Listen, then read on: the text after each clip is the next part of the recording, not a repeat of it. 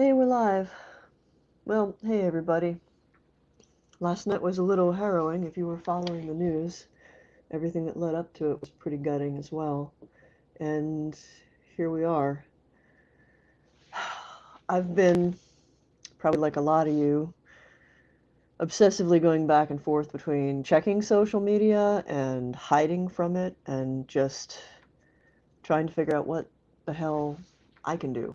I mean, so I think what I wanted to do was Sorry. tell a story. Um, a lot of you know I founded a group called House Kept Brew. It started back in 1996, and it was just a group of tight-knit friends. There were three of us at first, and of course it's grown over the years. And, now I have got a group of amazing people, like a primary part of our purpose as a group. We're a faith community, we're a religious order, magical order, whatever you want to call it. A primary part of what we do is about tolerance and promoting understanding between different groups, whether they are religious or spiritual or just different worldviews.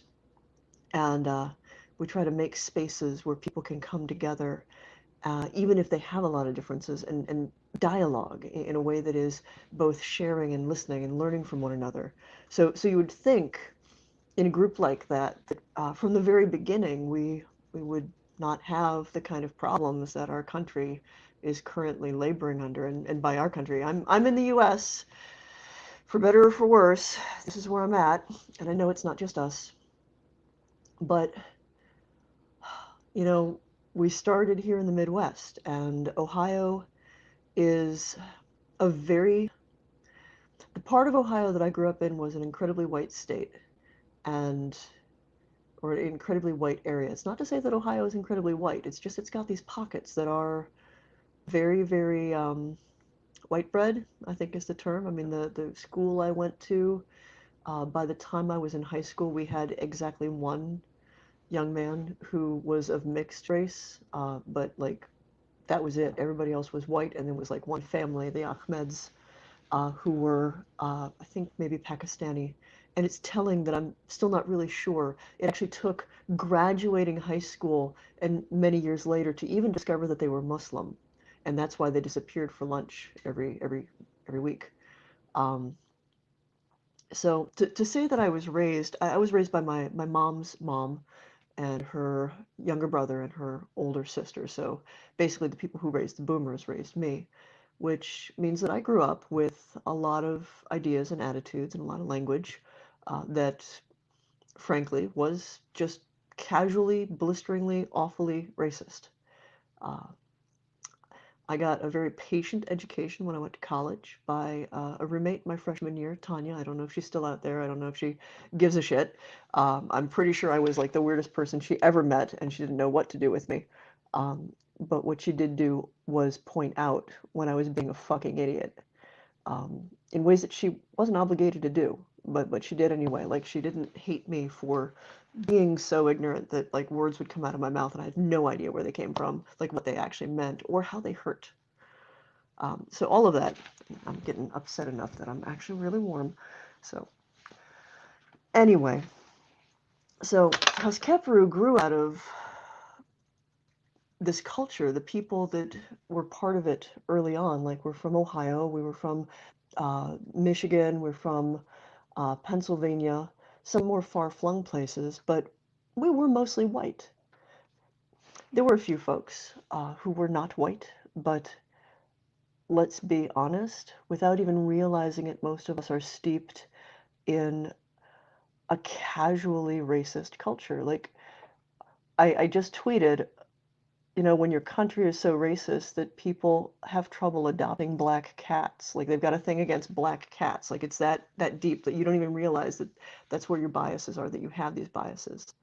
When we can hold up a picture of a black man with a gun and a white man with a gun, and most of us will have a completely different visceral response to both of those images based on how we were raised, based on media portrayals, based on these constant, subtle, largely unconscious to us cues um, that tell us one of them is somebody who protects us and one of them is somebody who's going to rob us. And it's something that's so steeped in the world we live in that we don't even think about it. We just react. So much of what I teach with psychic development comes to pulling things out of your unconscious, like taking and questioning all those subtle little perceptions, all of the stuff that you've cobbled together and been handed from your culture and the religion you're raised in and the family you're raised in, and look at all of those things that make up your assumptions, make up the way you interpret the world, and ask questions about them. Ask hard questions, because the only way to really understand what your perceptions mean is to learn that language and all of the things that have influenced it over the course of your life. And if you grew up in America, racism is part of that. Racism is one of the assumptions that most of us have been handed. We don't even call it that. We don't even think of it as that. So, to the story. House Kepru means, I mean, they're my real family. Like, they are the people who I am tied to in heart and soul, people I have taught and grown with and shepherded through some of the like the hardest revelations of their lives. And there came a point in the past 5 or 6 years where it became really obvious that some of the folks who had really helped to build this group with me, who had supported to some degree a lot of who we were, had helped teach others, had some fatal flaws that they weren't really willing to consider too seriously because they're no big deal in the culture we find ourselves in. Um, I'm going to tell this story so that you have maybe something you can learn from my experience, because it's not easy to speak up against friends, family, people that you treasure. It's not easy to find fault with them. It's incredibly easy to make excuses for them. So a couple of my friends were from Detroit. They grew up in fairly tough to them neighborhoods. I'm not so sure that they were actually tough neighborhoods. It's really hard to know for sure. So much of our perspective is how we look at our lives, not necessarily what's objectively around there. Um, but there were some words I learned from them that I hadn't even learned from my own family. And I learned those words often when a black friend was walking away and they didn't like something that that person had said or did, or honestly, they just muttered something under their breath that seemed really inappropriate and really hurtful, and it was something they would almost never say to the person's face, or if they did, they wouldn't say it where anybody else could hear and hold them accountable. I'd gotten to a point where one of them, it was really clear, like he was just a blistering racist. There was no two ways about it. He had nothing nice to say about anybody who wasn't a white male. He was fucking homophobic as shit and transphobic as shit, and it poisoned everything about him because he was somebody that I considered a brother. And we had long since hit a point where we really couldn't talk because this was just something that he defended. He saw nothing wrong with it. So I'd taken to quietly pointing out to folks, hey, you might want to just be careful around so and so because he's kind of a racist. Another friend in the group heard that and said, "You can't say that. That's really mean. That's really mean." And I'm like, "But it's true." He's like, "Well, yeah, it's true, but it's not fair to him to just tell people that." Think about that. Think about what that must feel like to the people who are being hated, being attacked, being wounded by this guy's casual words. To say that it's not fair to him, to call him something that he proudly, I mean, he had a fucking Confederate flag in his room, for fuck's sake. Like, it's not like it was a mystery to him. He just didn't want people to know it upon meeting him because why? I should have known then that this was going to be a problem, that there was a bigger problem than just, one guy who would sometimes say some really shitty words, uh, or a couple. But I don't know how many of you followed some rather like weird, obscure stuff that popped up on Facebook over the past, what was it, 3 years ago now, 4 years ago now, where we had a pretty significant revision within our organization, and a whole lot of people left or were kicked out, depending on who you ask. And that racism was a part of it. Sexism was a part of it. Um, Rape apology was a part of it.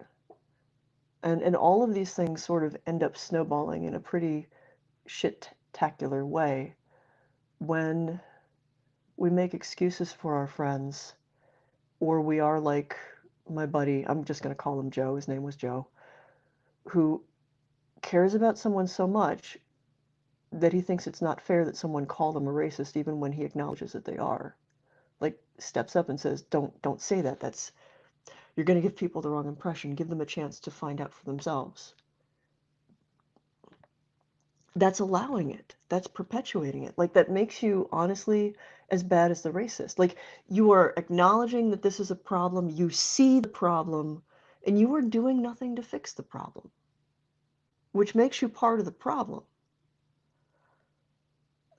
The hard part about that is questioning your friends, questioning your family members, like actually like laying it down and challenging them often leads to them blaming you, them being angry at you, them calling you names, them deciding that, like, oh, you're crazy, you've joined the, oh, I don't know, the libs, the SJWs, the whatever word of the week it is, to like really undermine the fact that there's righteous indignation there.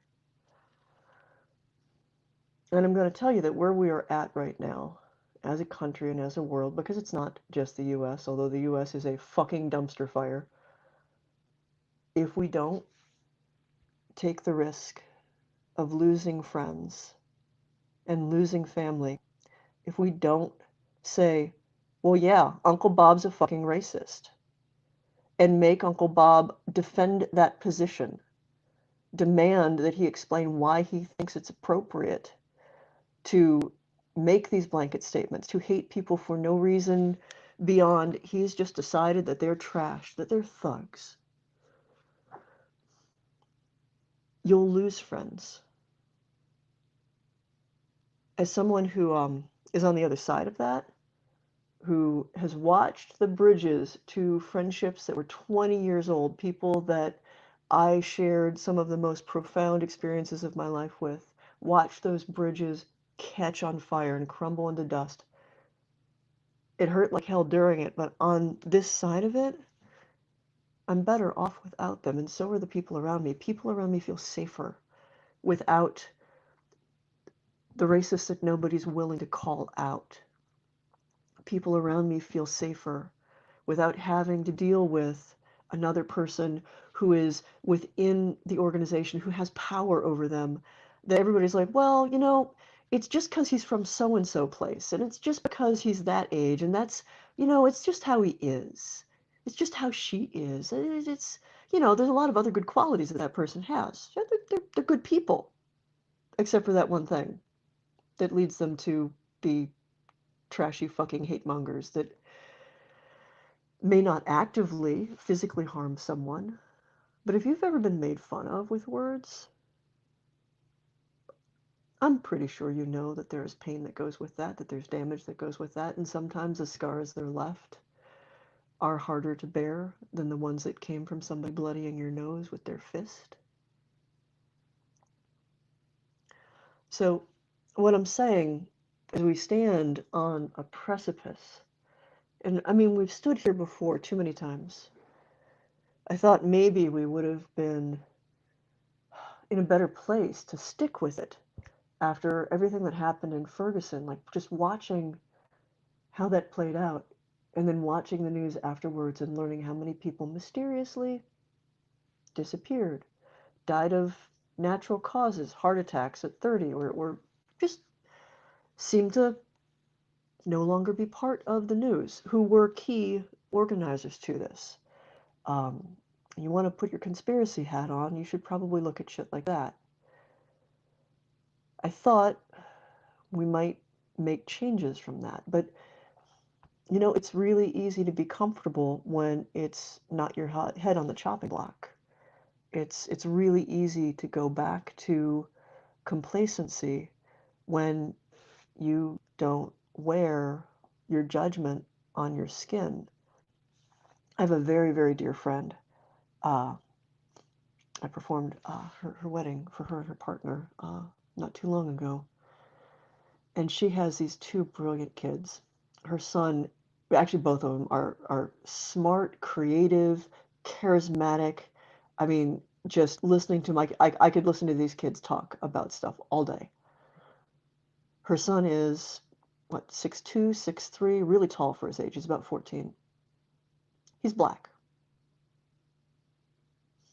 The way he looks, walking around in a hoodie, there's no doubt in my mind that given the wrong time, the wrong circumstances, the wrong people, he will be shot. He will be the victim of a Central Park Karen who just doesn't like the way he looks because she's been fed on just a billion different stereotypes that we don't even think about in every book we read, in every TV show we watch, in every movie, in every conversation we have within our little bubbles of whiteness, that this tall black guy is going to rape you. This tall black guy is going to rob you. This tall black guy is dangerous. When this tall black guy is mostly listening to some music and hanging out and thinking like deep philosophical thoughts that are probably like way beyond what Karen is gonna come up with.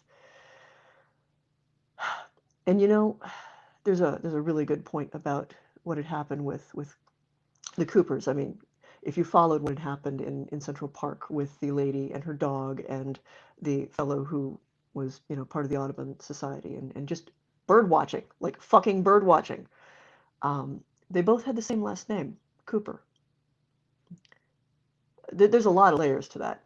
I mean, the irony is that, like, if they had had a conversation, if they were white people and they had a conversation, if it wasn't like this stark divide of her skin is white and his skin is black and she saw him as something other than her because of that, they could have had a conversation in there and laughed at what they had in common. The same fucking last name.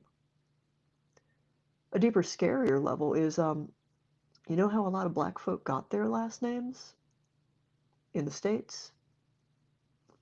If you meet a black person who has the same last name as you, there's a pretty high likelihood that somewhere in the back of your genealogy, one of your ancestors owned one of their ancestors.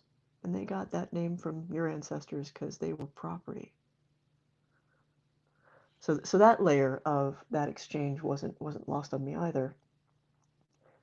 But important thing is that fellow turned out to be an editor, a fairly high-profile guy, worked for Marble, went to Harvard, whip smart, worked for Audubon, like all of these accolades, just an amazing, amazing human being. And none of that should matter either. You shouldn't have to justify his existence as a black man by saying, I'm not one of those black mans because I have a degree from an Ivy League college. I'm not a danger because I'm gainfully employed. I am not a danger because I am this, I am that. I am these things that fulfill your white expectations of what is okay, what is productive, what is safe. He should have just been able to say, I'm not a threat because I'm a human being and I wasn't doing anything threatening. The only threatening thing was the threat she saw in his skin, his height, his gender. We need to do better. And I know a lot of you follow me because I teach psychic development. And like I said, a lot of that, so much of that is about learning your interior language, pulling things out from the unconscious, figuring out how you've been influenced, how your internal language has been shaped by everything you've been exposed to in your life. And I need you to apply that not just to psychic development, I need you to apply that to everything. Question where your assumptions come from.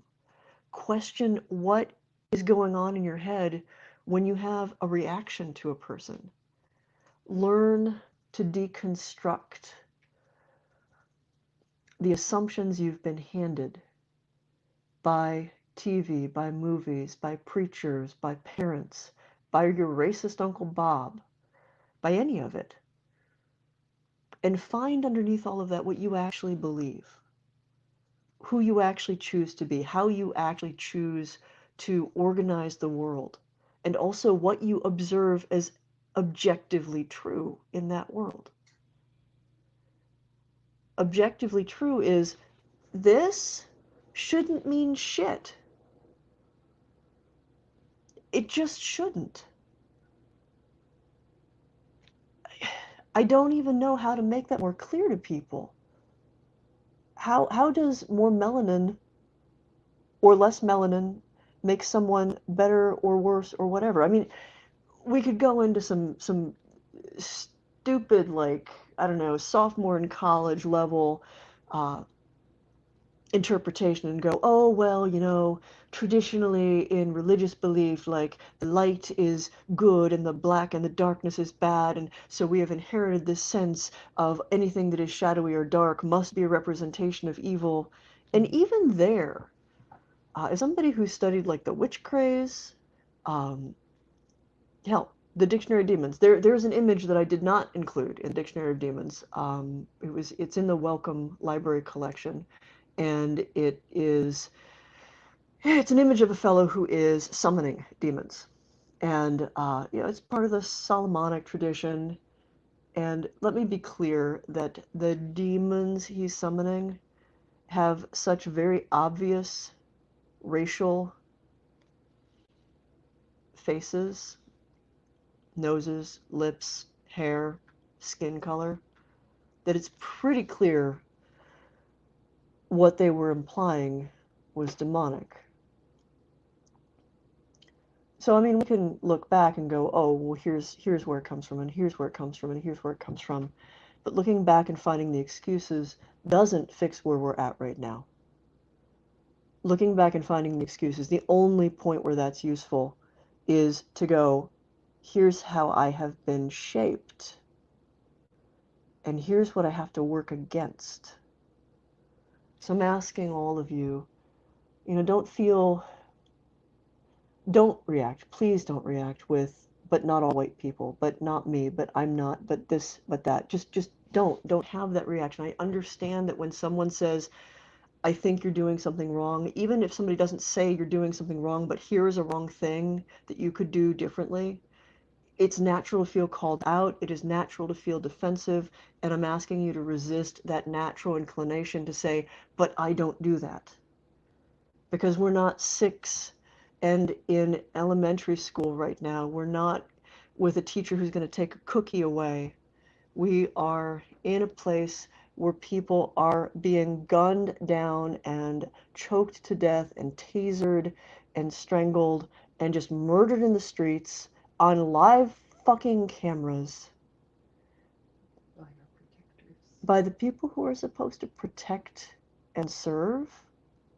And we always find a reason why it was totally okay for that to happen, when in the next breath, when a bunch of white guys come into my state or come from my state, it's a little bit of both, and go and storm the lawn of Dr. Amy Acton, who frankly was saving us from a whole hell of a lot of shit from the COVID stuff, and was significantly behind having our state locked down early, which is why our numbers were better than everybody else's.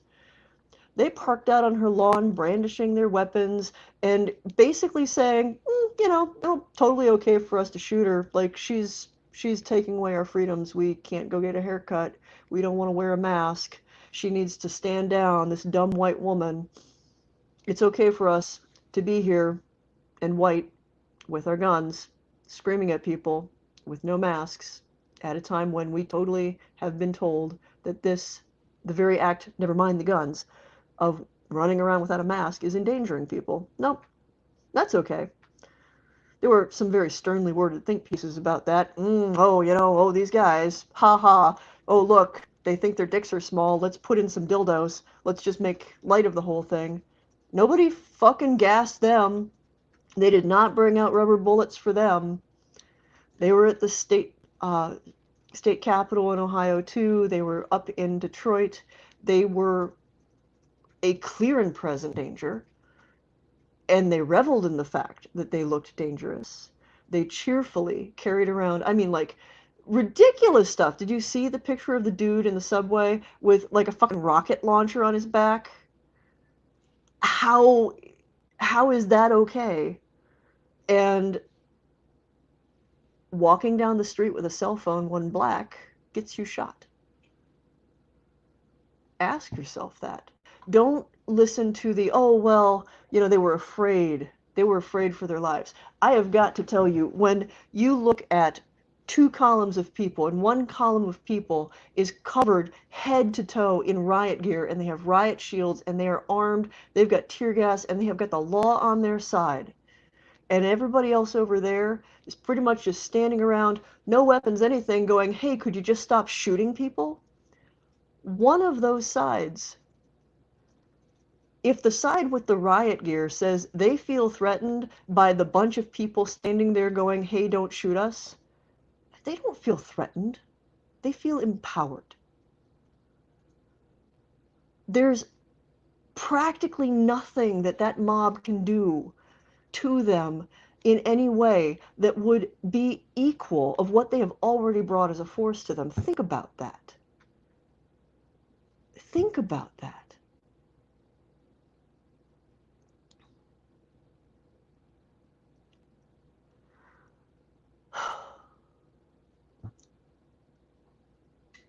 The best solution I have to move forward, I mean, first is to question, like, why do you have some of the reactions that you do? Why do you feel the way that you do? Why, when you look at one picture as opposed to another, you have maybe judgments? Where does that come from? Are they objective? Are they fair?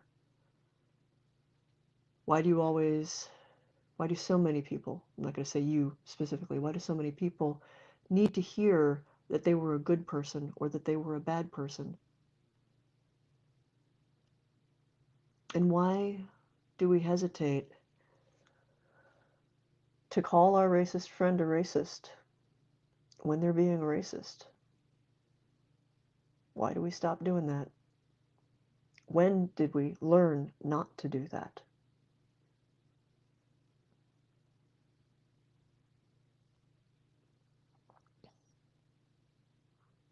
In the same way that every single person should be wearing a mask, not to protect yourself from catching COVID. I mean, there's good arguments of like, well, these aren't perfect, whatever, etc. Like you can see right on most of the masks that are out there right now, they do not protect you from catching viruses. They're not uh, like the level of PPE that you need that the doctors and nurses are having. No, you're wearing it so you protect other people. I mean, so I grew up with the first 5 years of my life pretty much in hospitals, so this part was a no-brainer to me.